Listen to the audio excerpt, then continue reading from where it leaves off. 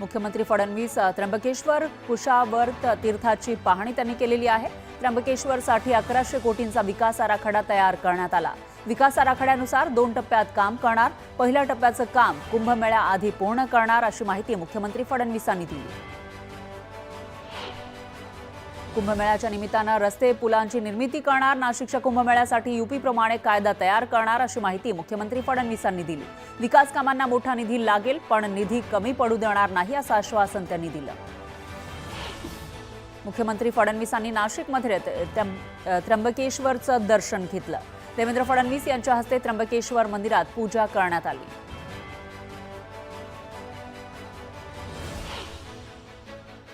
मुख्यमंत्री फडणवीस नाशिक दौऱ्यावर आहेत। त्यांनी त्र्यंबकेश्वर मंदिरात जाऊन दर्शन घेतलं। यावेळी नाशिक विभागाचे महसूल आयुक्त प्रवीण गेडाम आणि जिल्हाधिकारी जलज शर्मा यांना अक्षरशः पळत जाऊन फडणवीसांच्या दौऱ्यात सहभागी व्हावं लागलं।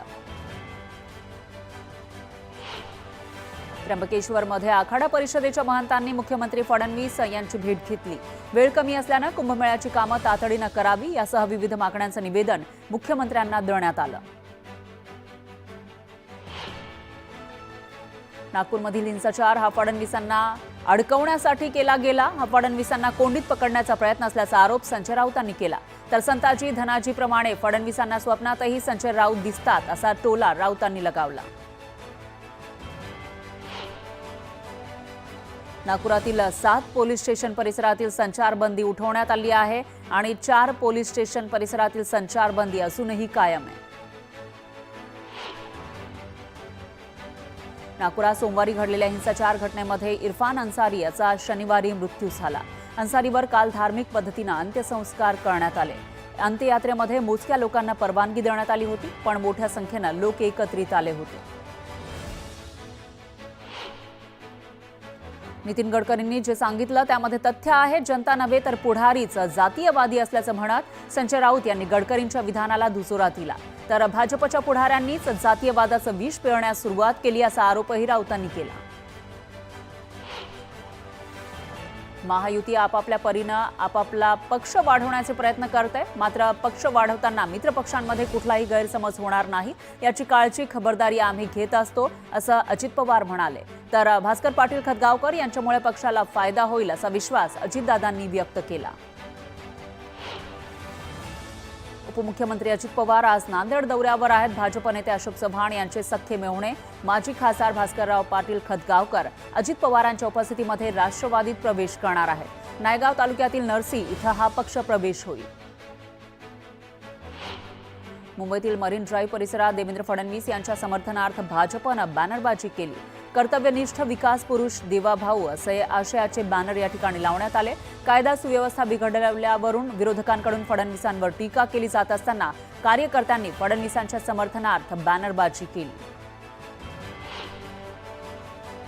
मनसेच्या मुंबई शहराध्यक्षपदी संदीप देशपांडे यांची नियुक्ती करण्यात आली आहे। देशपांडेंच्या अध्यक्षतेखाली 3 उपाध्यक्ष असतील तर शाखा अध्यक्षांची जबाबदारी अमित ठाकरेंकडे असेल।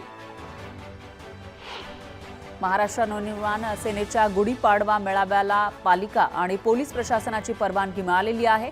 शिवाजी पार्क मैदानामध्ये 30 मार्चला हा मेळावा होणार आहे। यावेळी मनसे अध्यक्ष राज ठाकरे नव्या पदांची घोषणा तसंच पक्षाची आचारसंहिता जाहीर करण्याची शक्यता आहे। कांद्यावरील निर्यात शुल्क हटवल्यानं मुख्यमंत्री फडणवीस यांनी केंद्राचे आभार मानले। निर्यात शुल्क हटवल्यानं कांदा उत्पादक शेतकऱ्यांना मोठा फायदा होणार असल्याचं फडणवीस म्हणाले। उपमुख्यमंत्री अजित पवार यांनी बारामतीमधील विविध विकास कामांना भेटी दिल्या। कामं दर्जेदार झाली पाहिजे, नागरिकांची कुठलीही तक्रार येता कामा नये असा सज्जड दम अजित पवारांनी अधिकाऱ्यांना दिला। राष्ट्रवादीच्या दोन्ही गटांकडून राज्यसभेतील परस्परांच्या सदस्यांना अपात्र ठरवण्याची मागणी करणाऱ्या याचिका कुठलीही कारवाई न करता निकाली काढण्यात आल्याचं राज्यसभेचे सभापती जगदीप धनखड यांनी जाहीर केलं। या याचिकांच्या संबंधात पुढे कोणतीही कारवाई करू नये अशी विनंती करणाऱ्या याचिका आपल्याला शरद पवार आणि प्रफुल्ल पटेल यांच्याकडून 3 फेब्रुवारी 2025ला प्राप्त झाल्याचं त्यांनी सांगितलंय। अल्पवयीन मुलांना मारहाण केल्याप्रकरणी तसंच घर जाळणाऱ्या आरोपींना अटक करावी या मागणीसाठी खोक्याची पत्नी तेजू सती भोसले यांचं आमरण उपोषण सुरू आहे। त्यांच्या उपोषणाचा आज 5वा दिवस असूनही प्रशासनाने कोणतीही दखल घेतलेली नाही।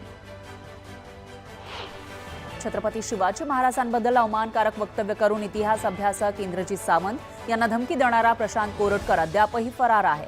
कोरटकर राज्यातच आहे, तो चंद्रपुरात लपल्याची शक्यता वर्तवली जाते. त्या पार्श्वभूमीवर पोलीस त्याचा शोध घेत आहेत.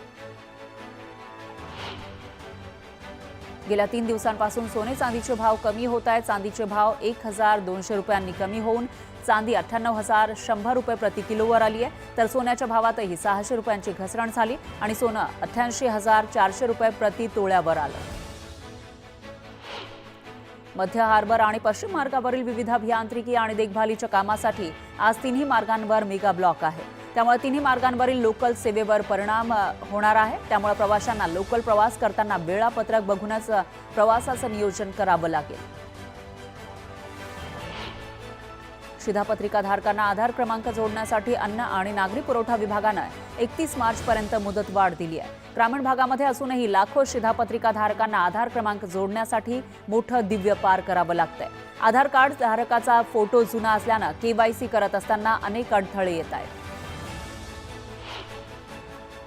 दरवर्षी मार्च किंवा एप्रिल महिन्याच्या पहिल्या आठवड्यामध्ये परीक्षा आटोपली की बच्चे कंपनी थेट मामाच्या गावी धूम ठोकतात. मात्र यावर्षी हजारो विद्यार्थ्यांचं हे गणित बिघडणार आहे. शिक्षण विभागानं नवीन GR काढत 1ली ते 9वीची परीक्षा 5 ते 25 एप्रिल या कालावधीमध्ये घेण्याचे आदेश दिलेत. त्यामुळे पालकांसह मुलांचा हिरमोड झालाय.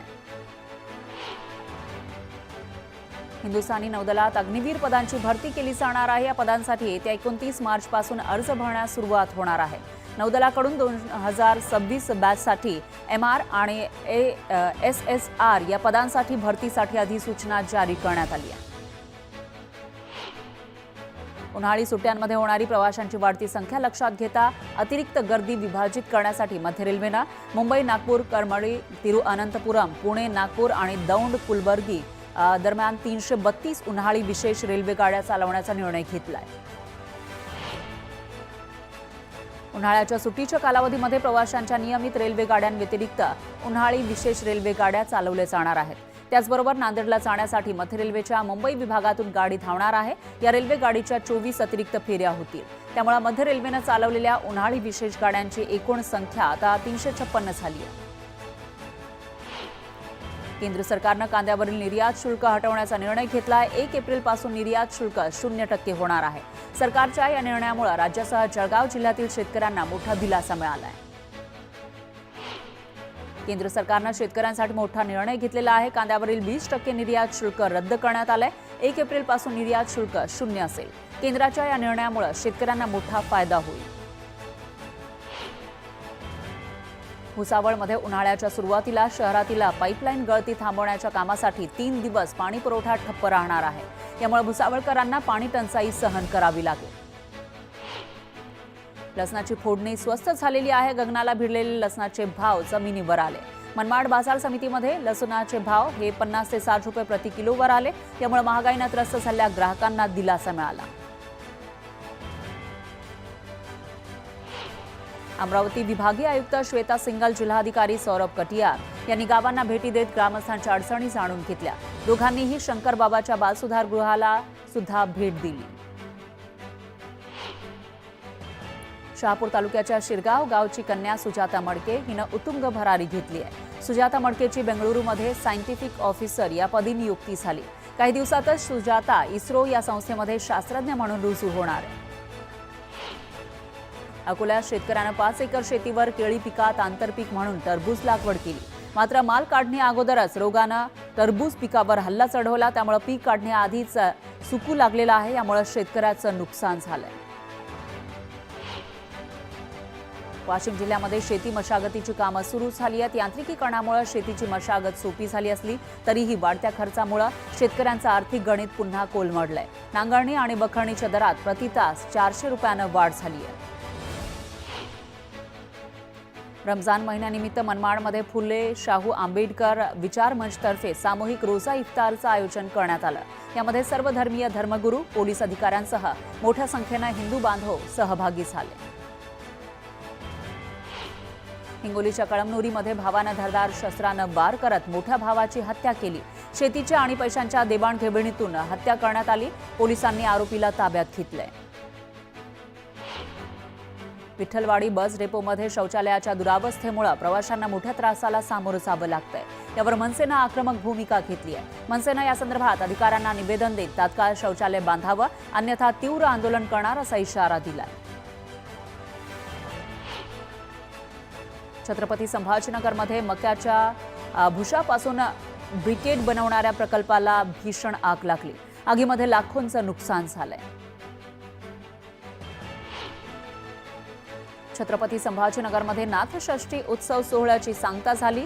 काल्याची दहीहंडी फोडण्यात आली।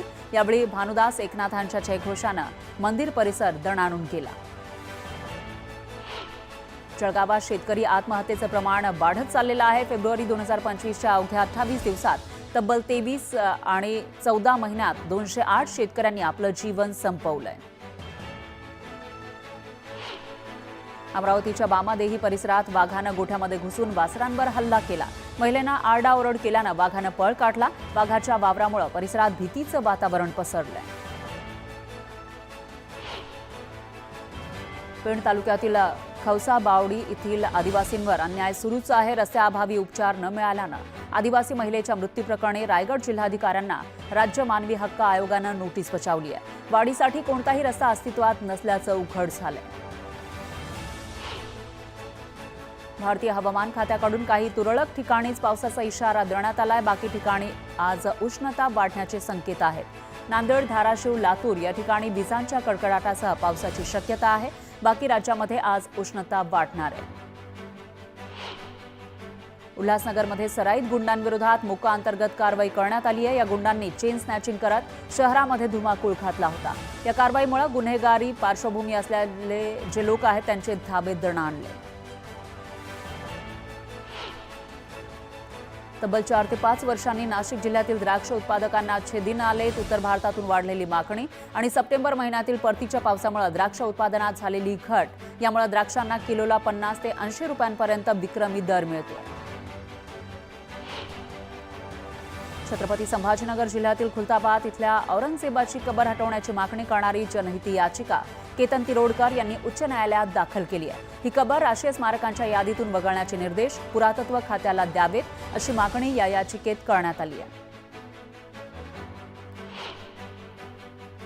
कडक उन्हामुळे मुंबईला पाणी पुरवठा करणाऱ्या धरणांमधील पाणीसाठा झपाट्यानं आटत चाललाय। आणखी 2.5 महिने उन्हाळ्याचे बाकी आहेत। त्यामुळे संभाव्य पाणी संकट लक्षात घेता खबरदारीचा उपाय म्हणून भातसा आणि अप्पर बैतरणा या 2 धरणांमधील राखीव पाणीसाठा घेण्याची परवानगी मुंबई महापालिकेनं राज्य सरकारकडे मागितली आहे। राज्यात उच्च सुरक्षा नोंदणी क्रमांक पाटी बसवण्याकडे नागरिकांनी विविध कारणानं पाठ फिरवली आहे। त्यामुळे सगळ्याच जिल्ह्यामध्ये आणि शहरात या पाट्या लावण्यासाठीचे फिटमेंट सेंटर वाढवले जाणार आहेत। परिवहन आयुक्त कार्यालयाकडून तसा आदेश शनिवारी राज्यातील सर्व आरटीओ कार्यालयांना मिळाला आहे। उत्पादकांची FRP एकरकमी देण्याचा कायदा आणि त्यासंदर्भात न्यायालयानं दिलेल्या आदेशामुळे साखर उद्योगांपुढे नवं संकट उभं राहिलंय। देशातील ऊस उत्पादकांच्या थकीत FRPचा आकडा हा 15,505 कोटी रुपयांवर गेला। एकीकडे कायद्याची टांगती तलवार आणि दुसरीकडे आर्थिक दबघाईमुळे साखर कारखान्यांपुढे ही रक्कम उभी करण्याचं मोठं संकट आहे। मुंबई विद्यापीठाचा 2025-26 या वर्षाचा 968 कोटी 18 लाख रुपयांचा अर्थसंकल्प सिनेट बैठकीत मंजूर करण्यात आलाय। विद्यापीठानं यंदा 147 कोटी 63 लाख रुपयांच्या तुटीचा अर्थसंकल्प मांडला। यंदा विद्यापीठाची अर्थसंकल्पीय तरतूद 13% वाढली आहे। सावित्रीबाई फुले पुणे विद्यापीठाचा 2025-26 या आर्थिक वर्षासाठी एकूण 566 कोटी रुपये जमेचा आणि तब्बल 648 कोटी रुपये खर्चाचा अर्थसंकल्प सादर करण्यात आला। अर्थसंकल्पात एकूण 82 कोटी रुपयांची तूट दर्शवलेली आहे, तर गेल्या वर्षीच्या तुलनेत 17 कोटी रुपयांनी ही तूट कमी झाली आहे। चिंचवड इथल्या बहिणाबाई चौधरी प्राणी संग्रहालय नूतनीकरण आणि सुशोभीकरणासाठी 9 वर्षांपासून बंद आहे।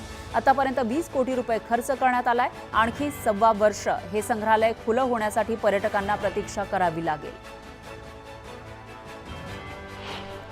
गेल्या 2 वर्षांपासून जागतिक आणि देशातील हवा प्रदूषणात उरणची अव्वल क्रमांकावर नोंद होऊ लागली होती, पण काही दिवसांपासून यामध्ये सुधारणा झाली आहे। शुक्रवारी हा हवा गुणवत्ता निर्देशांक 59 अंकांवर होता।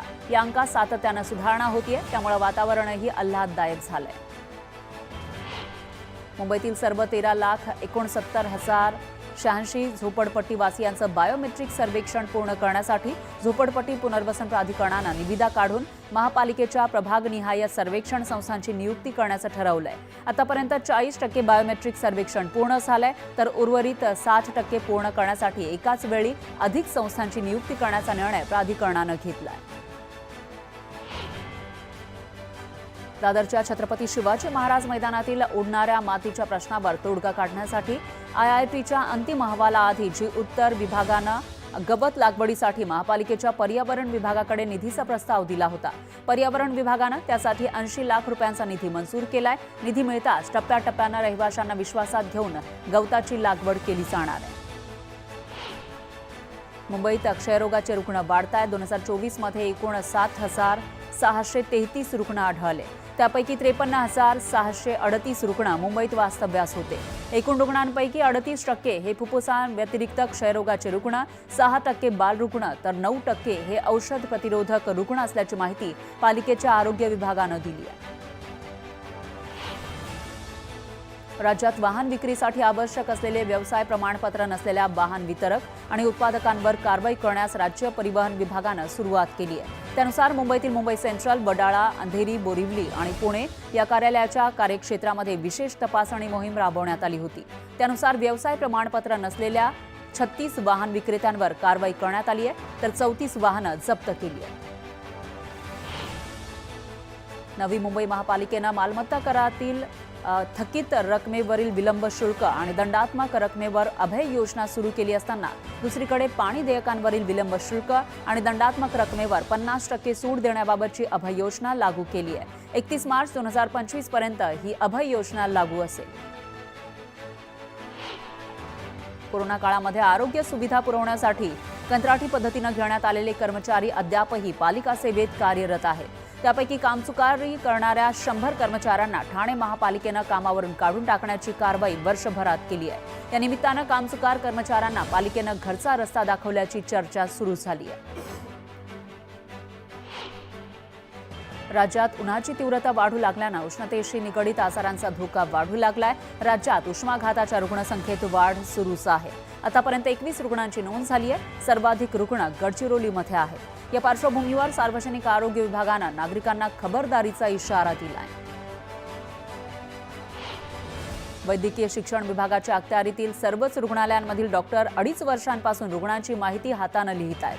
वैद्यकीय महाविद्यालयाशी संलग्न रुग्णालयांमध्ये आरोग्य व्यवस्थापन माहिती प्रणाली सध्या बंद आहे। ही यंत्रणा सुरू करण्यासाठी आवश्यक असणाऱ्या हार्डवेअर खरेदीसाठी वैद्यकीय शिक्षण विभागानं अखेर मान्यता दिली आहे। डॉक्टरांची हातानं लिहिण्यापासून सुटका होण्याची शक्यता आहे। सागरी किनारा प्रकल्प अर्थात कोस्टल रोड हा मुंबई महापालिकेसाठी येत्या काळामध्ये खर्चिक ठरणार आहे। या प्रकल्पाच्या देखभालीसाठी पालिकेला वार्षिक 200 कोटींचा खर्च येणार आहे। मुंबई गोवा महामार्गावर विचित्र अपघात झाला आहे। खेडमधील भोसते घाटात सिमेंटच्या बकलरची ट्रक आणि एर्टिगा कारला जोरदार धडक बसली, ज्यामुळे ट्रक 200 फूट खोल दरीत कोसळला। या तिहेरी अपघाता